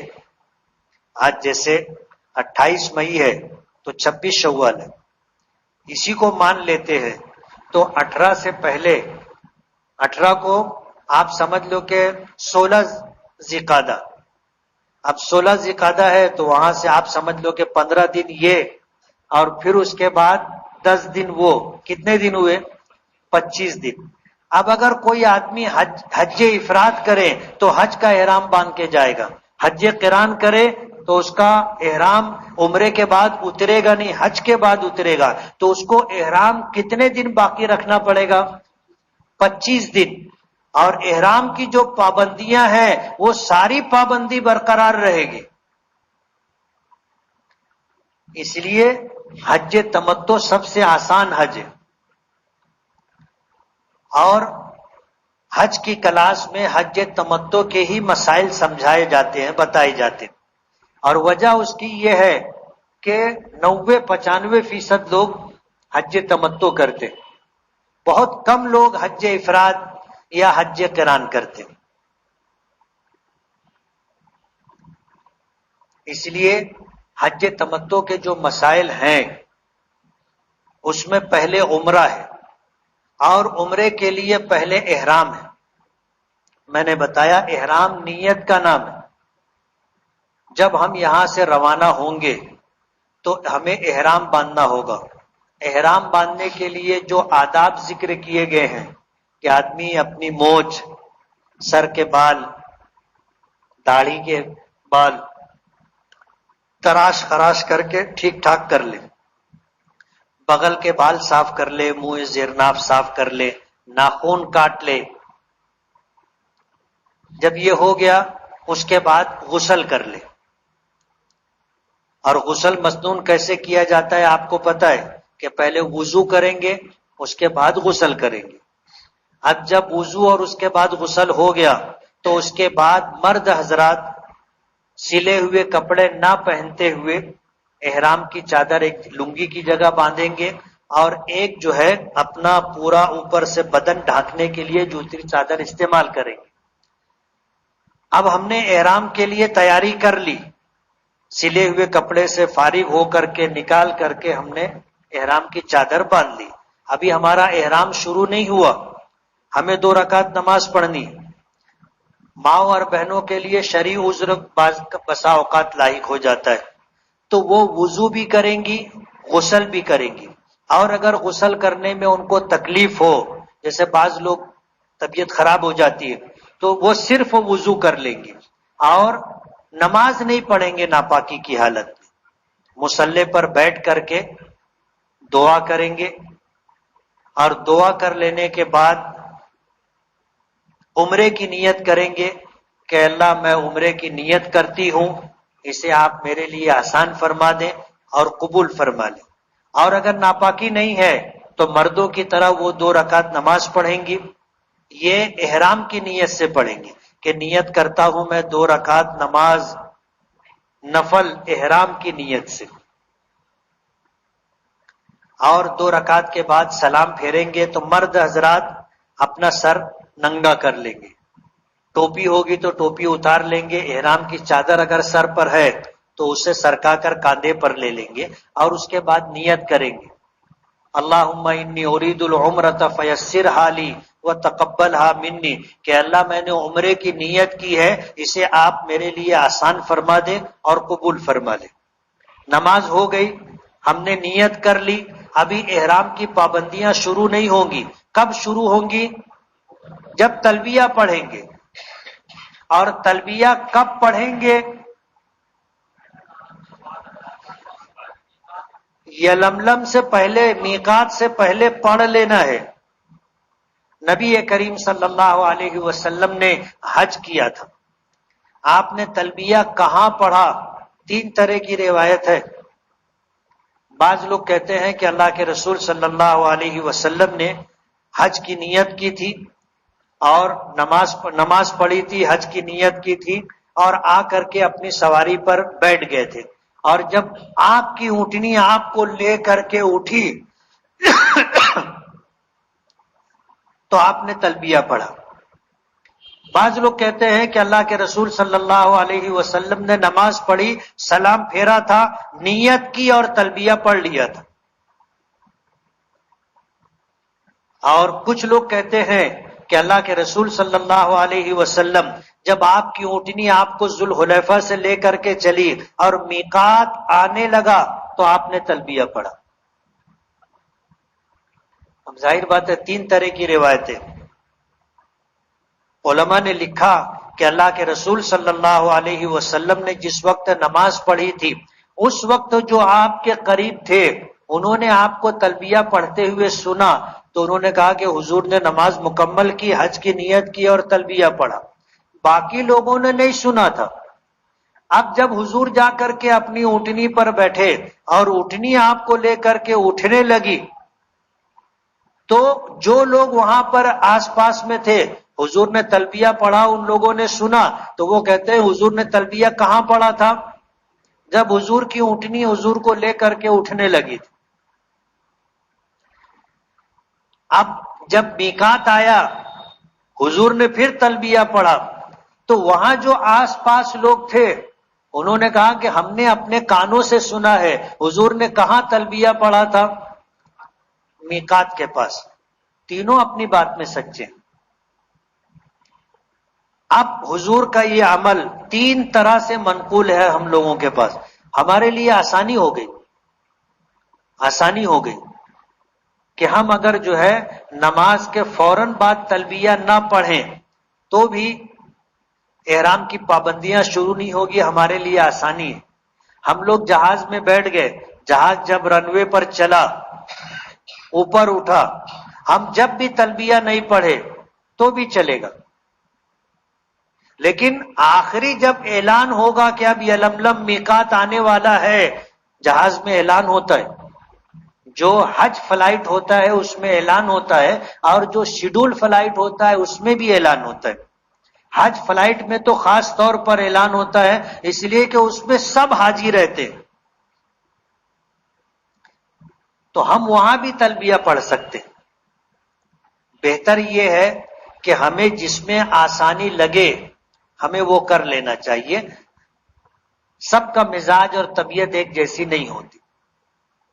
اب جب ہم نے تلبیہ پڑھ لیا، لبیک اللہم لبیک لبیک لا شریک لک لبیک ان الحمد والنعمت لک والملک لا شریک لک، اب احرام شروع ہو گیا۔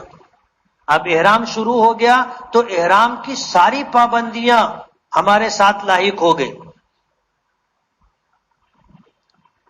ہم بستری نہیں کر سکتے، ہم بستری کی بات نہیں کر سکتے، ہم بستری کے لیے اشارہ کنایا نہیں کر سکتے جو میاں بیوی کے درمیان ہوتا ہے، اور سب کا الگ الگ ہوتا ہے،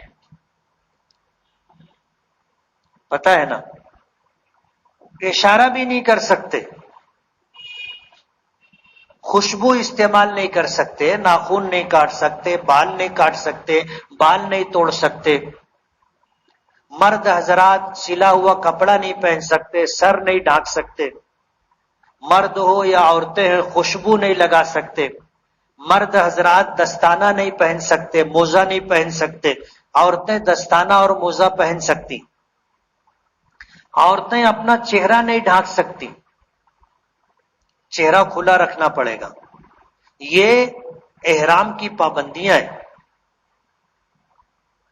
خوشبو استعمال نہیں کر سکتے، خوشبودار چیز سونگھ نہیں سکتے، خوشبودار چیز کھا پی نہیں سکتے، یہ پابندیاں ہیں۔ اب احرام کی پابندیاں شروع ہو گئی۔ ہم لوگ جدہ پہنچے، جہاز سے اتر گئے، اب یہاں سے بس کا سفر رہے گا، اللہ سفر کو آسان کر دے۔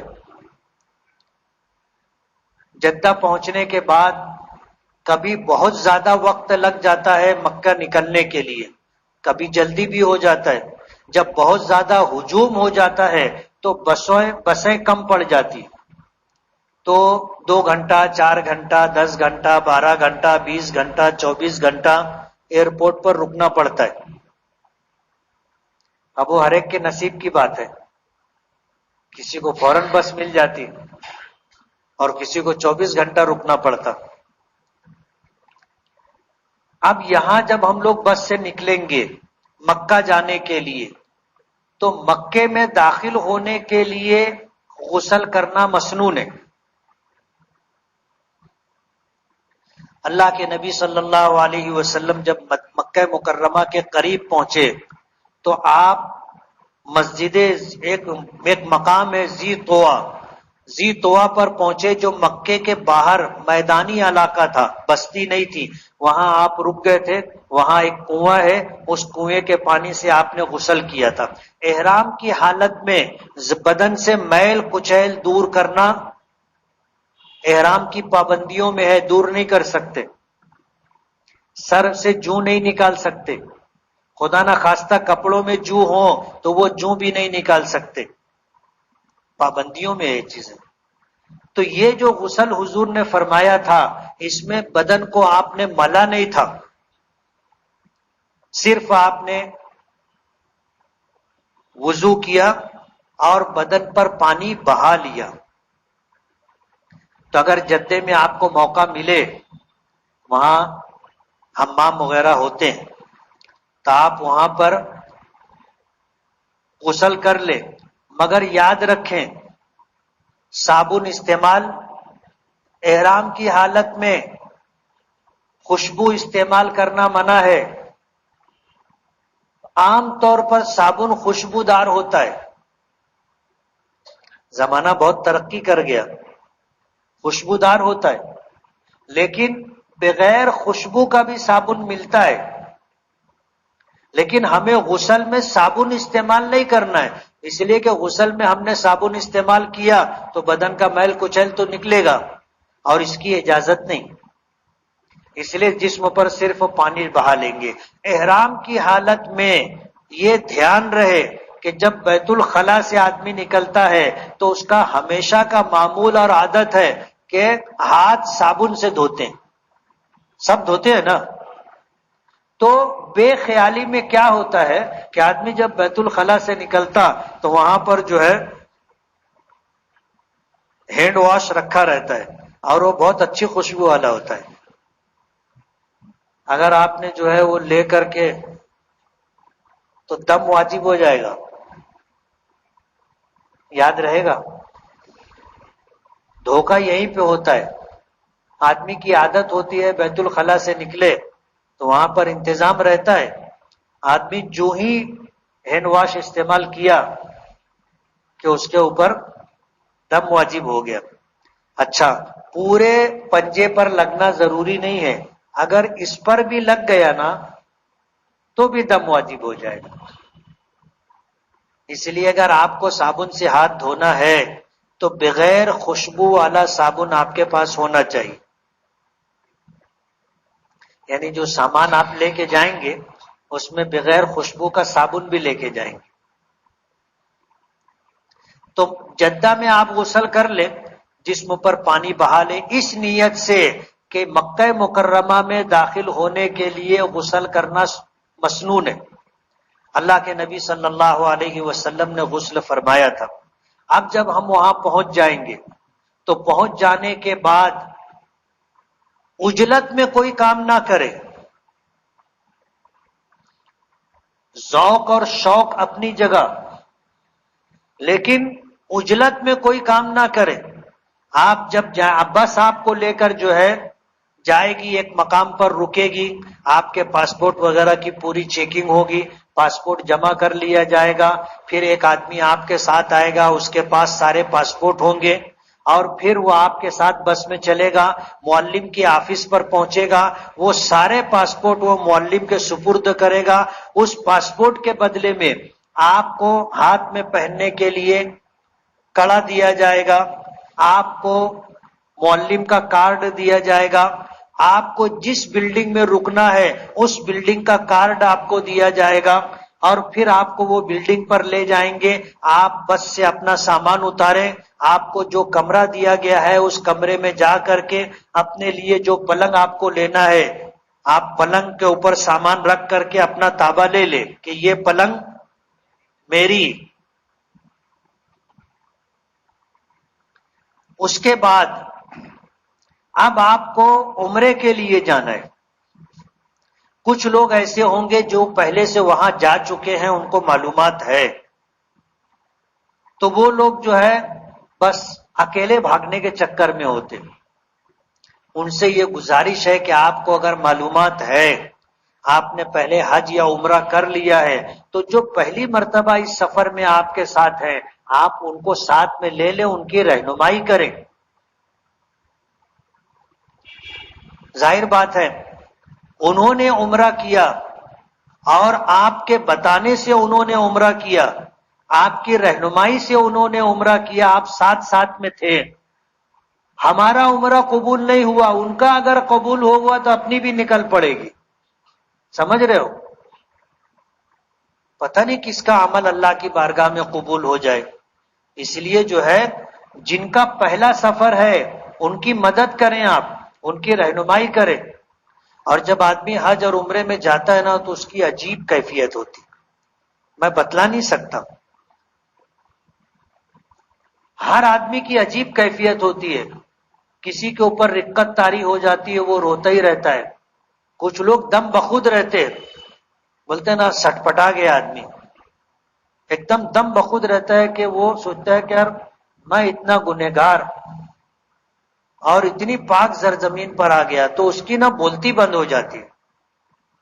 کچھ لوگ ایسے ہوتے ہیں جو نارمل رہتے ہیں، سب کی الگ کیفیت ہوتی ہے. لیکن اکٹھا رہنا، اپنے ساتھیوں کو، گھر والوں کو ساتھ میں رکھنے کا آپ اہتمام کریں. سیانے نہ بنے، میرا لفظ یاد رکھیں، سیانے نہ بنے. ہم لوگوں کا ایک سفر تھا، اب ہم لوگوں کی بس جیسے ہی بلڈنگ کے پاس پہنچی، بھیونڈی کا ایک حاجی تھا، عمر دراز تھا، وہ اترا، بولے میں جا رہا ہوں عمرے کے لیے. ہم لوگوں نے روکا بھی کہ چچا رکو، ابھی اپنا سامان وغیرہ رکھ دو، پلنگ وغیرہ تابا لے لو، روم میں پہنچ جاؤ، پھر اہتمام کے ساتھ جانا نا. بولے نہیں نہیں مجھ کو سب معلوم ہے. وہ نہیں مانا، بار بار سمجھانے روکنے کے بعد بھی رکنے کے لیے تیار نہیں ہوا، چلا گیا عمرہ کرنے کے. اب سارے حاجیوں کا سامان اترا، سب کا سامان کمرے تک گیا، سب پورے سیٹل ہو گئے. سیٹل ہونے کے بعد گروپ بنا کر کے لوگوں کو ہم نے نکالنا شروع کیا. گئے، اب مسجد حرام سارے دروازے ایک جیسے لگتے، آدمی گھستا کدھر سے ہے دھیان نہیں دیتا، گیٹ کا نام کیا ہے، نمبر کیا ہے، دھیان نہیں دے. عجیب کیفیت ہوتی ہے، ان چیزوں پر آدمی کا دھیان جاتا نہیں ہے. بس اس کو تو یہ لگتا ہے کہ یار میں آیا عمرے کے لیے، اور یہی ایک دھن سوار رہتی ہے، کچھ سمجھ میں آتا نہیں. اب وہ اندر داخل ہو گیا، اس کے بعد بیت اللہ کا طواف کیا، صفا مروہ کی صحیح کیا. اب اس کو نکلنا ہے. اب ظاہر بات ہے جس دروازے سے آیا ہے اسی دروازے سے نکلے گا تو اس کو لگے گا کہ ہاں یہی راستہ روڈ ہے، اور یہ روڈ پہ اپنے آگے جائیں گے، ایسے گھومیں گے تو اپنی بلڈنگ آ جائے گی. اب اگر بجائے اس گیٹ کے نکلنے کے ادھر سے نکلا تو بس وہ بلڈنگ پہ نہیں پہنچ پاتا. اچھے سیانے لوگ نہیں پہنچ پاتے.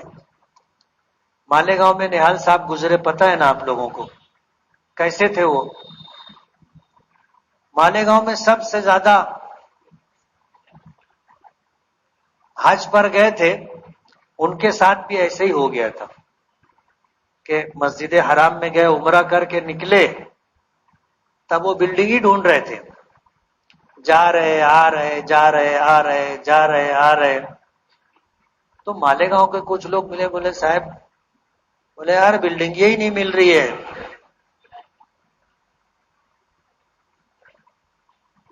تو ان کے پاس بلڈنگ کا کارڈ تھا، اور کارڈ سے پھر پتا چلا کہ بھائی فلاں جگہ بلڈنگ ہے. وہاں لے جا کے بتایا کہ صاحب یہ بلڈنگ تمہاری ہے. تو اچھے لوگ بھٹک جاتے. اس لیے جانکار لوگوں کے ساتھ جاؤ گے تو آسانی رہے گی، آدمی بھٹکے گا نہیں. اب جب ہم لوگ پوری طرح اطمینان سے اپنا سامان وامان رکھ کر کے، وضو وغیرہ کر کے، ریڈی ہو کر کے بلڈنگ سے نکلے، تو ہم نے تلبیہ یہاں سے پڑھنا شروع کیا تھا، اور یہ تلبیہ جب تک احرام رہے گا پڑھتے رہیں گے. جہاز میں بھی پڑھتے رہیں گے، جدہ میں بھی پڑھتے رہیں گے، بس میں بھی پڑھتے رہیں گے، مکے میں بھی پڑھتے رہیں گے.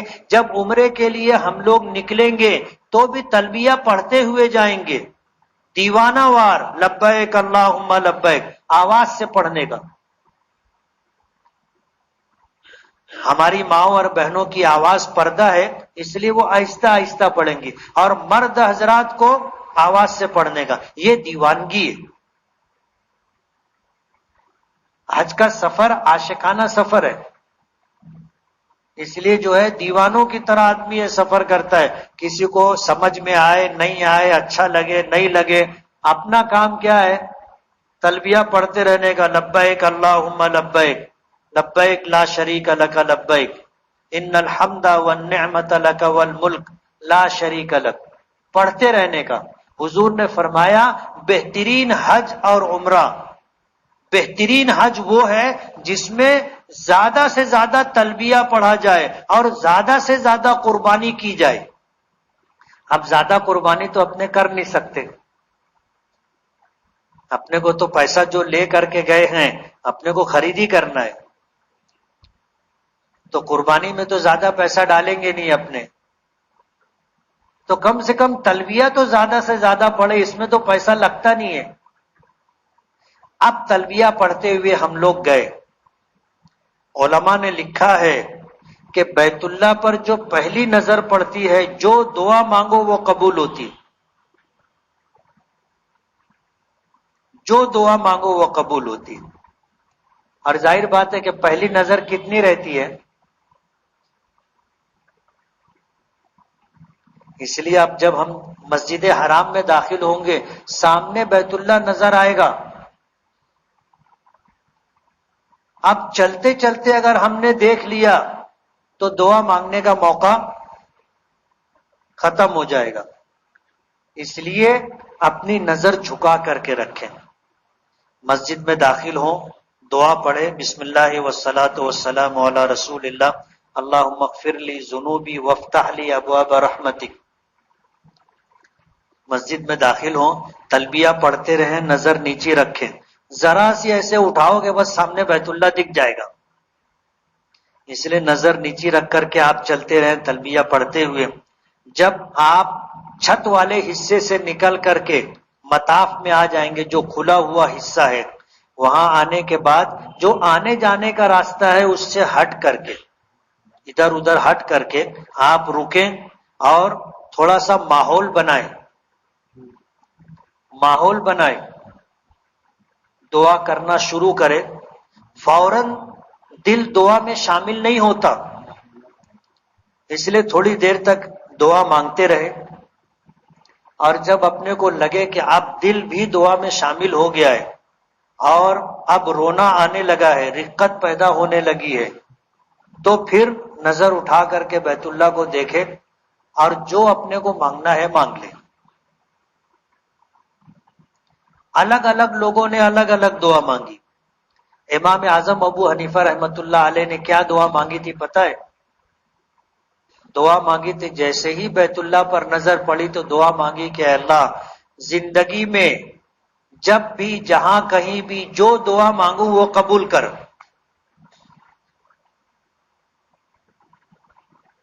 یعنی ساری زندگی کی دعا کی قبولیت مانگی تھی.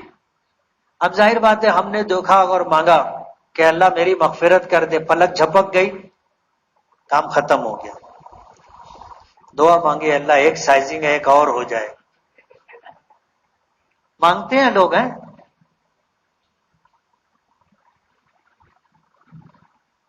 دعا ایسی مانگنی چاہیے جو جامع ہو، دنیا اور آخرت کی کامیابی، دنیا اور آخرت کی فلاح صلاح ہو، ایسی دعا مانگنا چاہیے. آپ بزرگوں کی دعائیں دیکھو انہوں نے کیسی دعائیں مانگی، اس میں سے دعا چن لیں آپ کو کون سی دعا مانگنی. جیسے ہی بیت اللہ پہ پہلی نظر پڑے وہ دعا مانگنے کا. اب امام اعظم ابو حنیفہ رحمۃ اللہ علیہ نے کتنی شاندار دعا مانگی کہ اللہ زندگی میں جب کبھی جہاں کہیں جو دعا مانگوں وہ قبول کرنا. اب ظاہر بات ہے وہ اپنے گھر بھی آ کے مانگیں گے تو قبول ہوگی. دعا کر لے. دعا کر لینے کے بعد اب ہم کو عمرے کا احرام تو باندھ چکے تھے، ایک عمل ہو چکا تھا. دوسرا عمل ہمیں کرنا ہے بیت اللہ کا طواف، تو اس کے لیے ہمیں اجتباء کرنا ہے. کچھ کام کرنے ہیں وہ آپ کو میں بتا دوں. جہاں سے حجر اسود کے سامنے سے طواف شروع ہوگا اس سے پہلے ہم کو 3 کام کرنا ہے. ایک کام تو یہ کہ تلبیہ بند، جو تلبیہ لبیک ہم پڑھتے ہوئے آئے تھے وہ بند. دوسرا ہم کو اجتباء کرنا ہے، سیدھے کاندھے کی چادر سرکا کر کے بغل میں سے لے کر کے بائیں کاندھے پر ڈال لینا ہے. بعض لوگ بمبئی سے اجتباء کر لیتے ہیں، جبکہ اجتباء کا یہ عمل طواف کے ساتھ مخصوص ہے. اس لیے اس سے پہلے استباء نہیں کرنا ہے. استباء کب کرنا ہے؟ جب طواف شروع کرنا ہے. پہلا کام تلبیہ بند، دوسرا استباء، اور تیسرا نیت کہ اللہ میں عمرے کے لیے تیرے گھر کے طواف کی نیت کرتا ہوں 7 چکر کی، تو اسے میرے لیے آسان فرما دے اور قبول فرما لے. تو طواف شروع کرنے سے پہلے کتنے کام کرنے ہیں؟ 3 کام کرنا ہے. پہلا کام تلبیہ بند، دوسرا کام استباء سیدھا کاندھا کھولیں گے، تیسرا کام نیت کریں گے. اب 3 کام طواف شروع کرنے سے پہلے. اب جب ہم وہاں پر پہنچے، ہمیں طواف شروع کرنا ہے، تو پھر 3 کام کرنا ہے. پھر 3 کام کرنا ہے. حجر اسود کا استلام کرنا ہے. بوسہ نصیب والوں کو ملتا ہے. بوسے کا بدل اور ثواب میں اسی کے برابر استلام. اپنے ہاتھوں کو بیت اللہ حجر اسود کی طرف رخ کریں گے، ایک کام. دوسرا اپنا ہاتھ حجر اسود کے ایسے سامنے مقابل لائیں گے، اور اس کے بعد دعا پڑھیں گے. کیا پڑھیں گے؟ بسم اللہ اللہ اکبر وللہ الحمد. اور اس کے بعد ہاتھ کو بوسہ دیں گے، اور وہیں پر کھڑے کھڑے ایسے گھوم جائیں گے، بایاں ہاتھ بایاں کاندھا بیت اللہ کی طرف. اب یہاں سے ہم لوگ طواف شروع کریں گے. طواف کے کتنے چکر ہوتے؟ 7. کم تو نہیں رہتے نا؟ کتنے چکر ہیں؟ 7. 7 چکروں کا نام طواف ہے. ہم لوگ گئے گروپ لے کر کے بلڈنگ میں، ایک مرتبہ عشاء کے بعد طواف کرنے جانا تھا. گروپ بنا، اب کچھ نئے لوگ تھے تو ساتھ میں جانے کے لیے تیار ہوئے. ہم لوگ لفٹ سے نیچے آئے، ریسیپشن میں اور لوگ بھی تھے. مسئلہ مسائل چالو ہوا، میں رک گیا. ان لوگ کو بے چینی ہونے لگی، تو ان کو میں نے کہا تم لوگ آگے بڑھو، میں آتا ہوں. وہ لوگ گئے، مجھ کو جانے میں تھوڑی دیر ہو گئی. جب میں جانے لگا تو وہ لوگ واپس آ رہے تھے. بولے ہو گیا نا؟ بولے طواف ہو گیا؟ بولے ہاں. بولے کتنا طواف ہو؟ بولے 3 طواف ہو گیا. میں حیران ہو گیا، میں یار اتنے وقت میں تو 1 بھی نہیں ہوتا، ان لوگ کا 3 کیسے ہو گیا؟ تو میں ان سے پوچھا کہ میں نے 3 کیسے کیے؟ بولے وہ حجر اسود سے 1 چکر مارے 1 طواف، دوسرا چکر مارے 2 طواف، تیسرا چکر مارے 3 طواف. ارے میں نے 7 چکر کو 1 طواف بولتے، تم تو 1 ہی چکر کو 1 طواف بول رہے. چلو واپس. 7 چکر ہوتے. احرام کی حالت میں جب ہم عمرے کے لیے طواف کریں گے یا حج کے لیے طواف کریں گے تو پہلے 3 چکروں میں رمل ہے، یاد رہے گا. پہلے 3 چکر میں رمل. رمل کے معنی آتے ہیں چھوٹے چھوٹے قدم رکھنا، تیزی سے چلنے کی کوشش کرنا، اور اکڑ کر کے چلنا. سمجھ رہے ہو؟ اکڑ کر کے چلنا، پہلوانوں کی طرح. زندگی میں کبھی آدمی چلا نہیں رہتا ہے. وہ بیوی ساتھ میں رہتی، جیسے وہ ایسے کرتا ہے، بولے ہی کیا کر رہے ہو.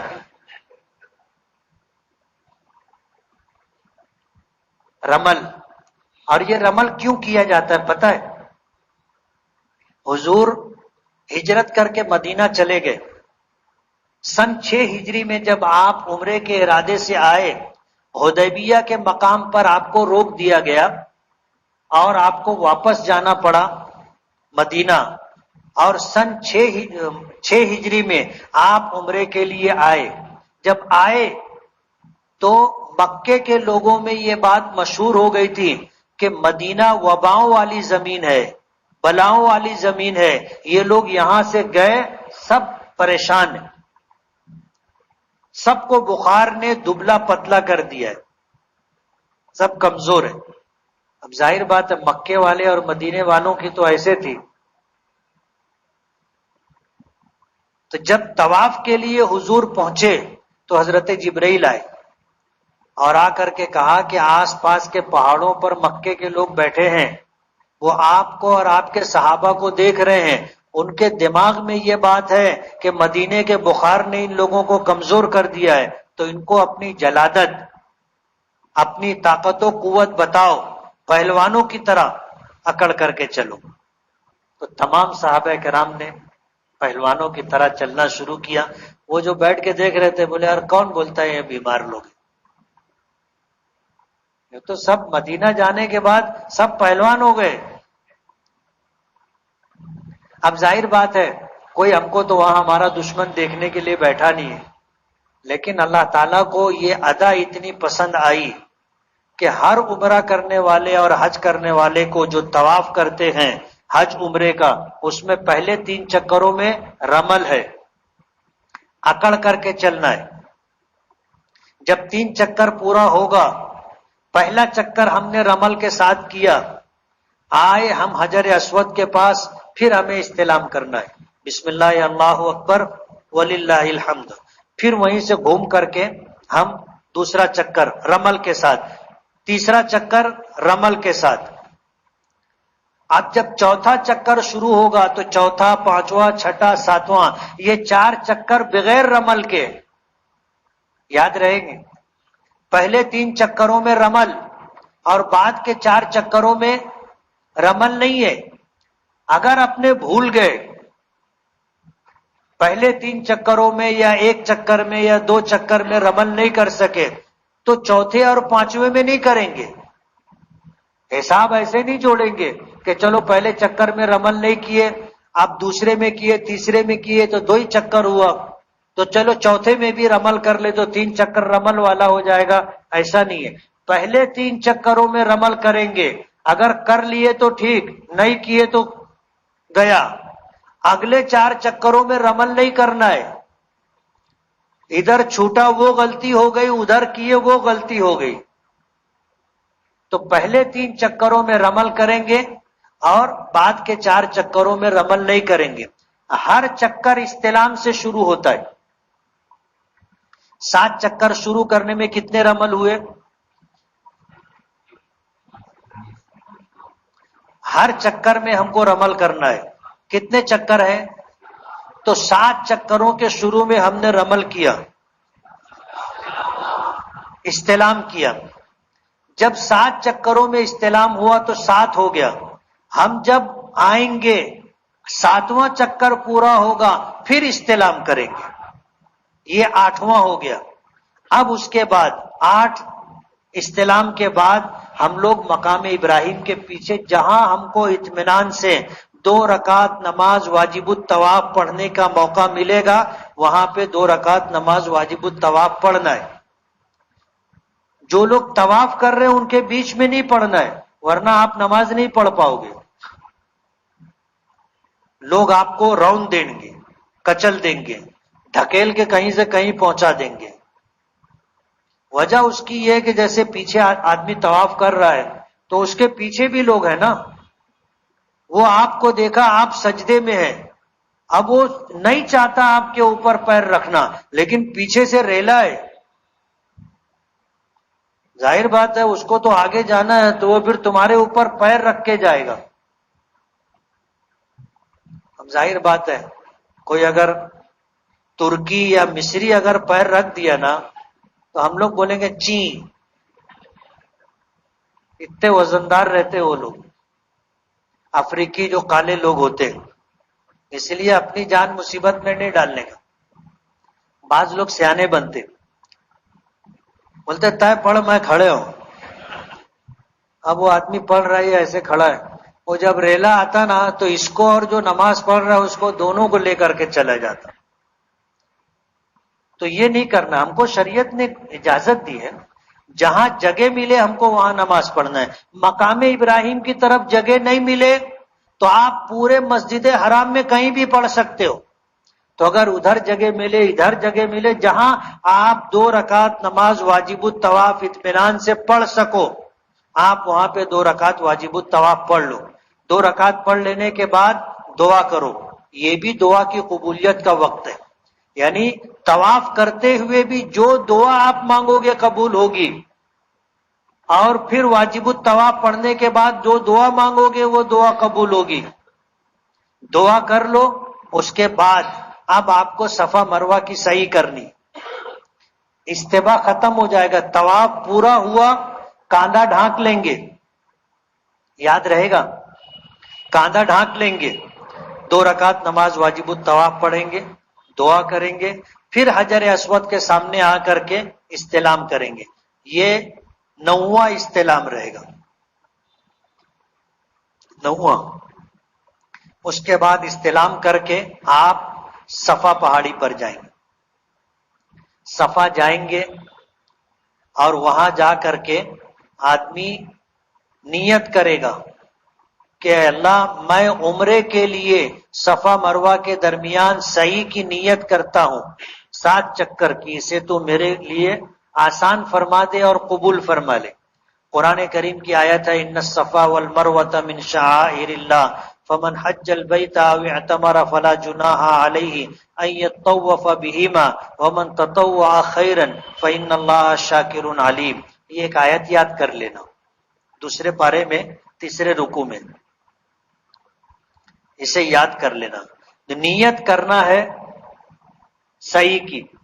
کیا نیت کرنا ہے کہ اللہ میں عمرے کے لیے صفا مروہ کے درمیان سعی کی نیت کرتا ہوں، اسے آپ میرے لیے آسان فرما دے اور قبول فرما لے. اور اس کے بعد صفا سے آپ داہنی طرف کا جو راستہ ہوگا ادھر سے چلنا شروع کرو گے. تھوڑی دور چلو گے، ہرے لائٹ آئیں گے، وہاں سے آپ کو جہاں تک ہرا لائٹ ہے وہاں تک دوڑ کر کے تیزی سے چلتے ہوئے جانا ہے. اور جب ہرا لائٹ ختم ہو گیا پھر وہاں سے آپ کو چلتے ہوئے جانا ہے، دوڑنا نہیں.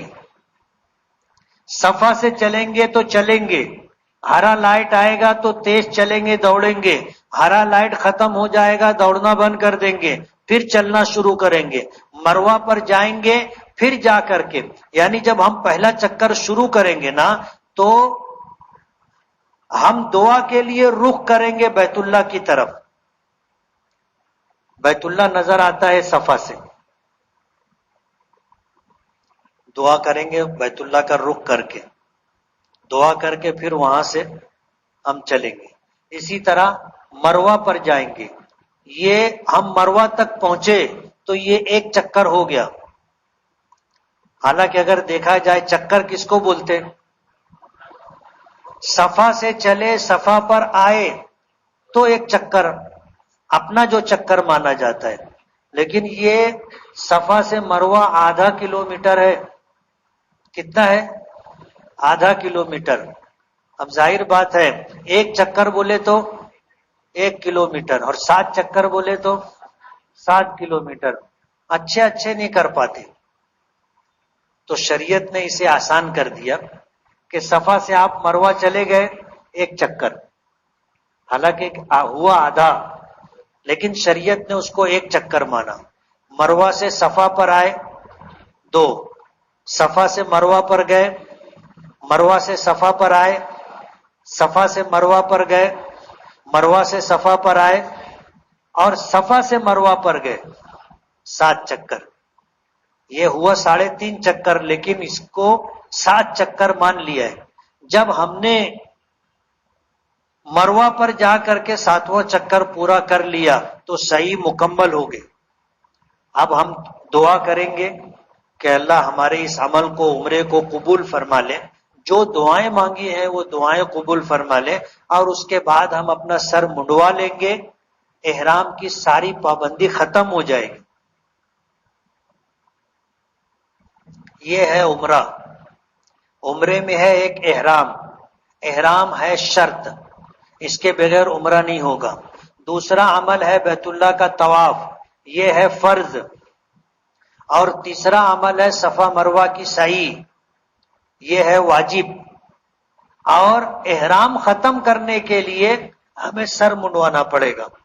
جب ہم سر منڈوا لیں گے تو ہمارا عمرہ مکمل ہو جائے گا. اب ہم اپنے روم پر جا کر کے اچھی طرح صابن سے غسل کر سکتے. اس لیے کہ بال کٹوانے کے بعد احرام ختم ہو جاتا ہے. احرام ختم ہونا مطلب ہے کہ پابندی ساری ختم ہو گئی. اب اس کے بعد ہمیں حج کا انتظار کرنا ہے، اور اس درمیان اگر ہم اور عمرہ کرنا چاہیں تو اور عمرہ بھی کر سکتے ہیں. اس کے لیے احرام باندھنے کے لیے ہم کو حدود حرم سے باہر جانا پڑے گا. انشاءاللہ کل آگے کی تفصیل بتائیں گے. سبحان اللہ و بحمدہ، سبحانک اللہم و بحمدک، نشہد ان لا الہ الا انت، نستغفرک و نتوب الیک.